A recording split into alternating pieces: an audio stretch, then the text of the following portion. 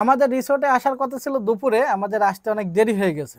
তো দুপুরে খাবারের আইটেমটা আমরা আগে থেকে বলে রেখেছিলাম, দেশি মুরগি আর এমনিতেই একটা ডাল আর ভর্তা। আর কাকা আমাদের জন্য কি কি ব্যবস্থা করেছে আমি দেখি, এখানে অনেক রকম আইটেম দেখছি, প্রচুর আইটেম।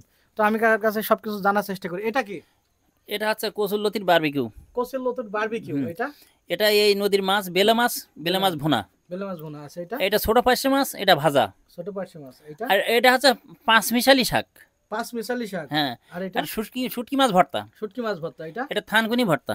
এটা থানকুনি ভর্তা। দেখুন নতুন একটা আইটেম। হুম। আর এটা এটা মিষ্টি কুমড়া আর চিংড়ি মাছ। মিষ্টি কুমড়া চিংড়ি মাছ। হ্যাঁ। আর এটা সালাদ। সালাদ।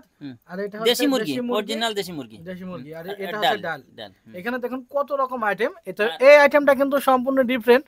আপনারা দেখছেন এটা কিন্তু কচুর লতির বারবিকিউ। আপনারা কখনো খেয়েছেন কিনা জানি না, কচুর লতির বারবিকিউ। আর এই চালটা দেন, এই চালটা কিন্তু দক্ষিণ বাংলার নাম করা চাল, শ্রেষ্ঠ চাল। এটা ভাটিয়াল বলি আমরা, ভাটিয়াল চাল বলা হয় দক্ষিণ আচ্ছা, বাংলার ভাটিয়া সেরা চাল। এখন আমরা এটা দিয়ে এখন খাওয়া দাওয়া শুরু হবে।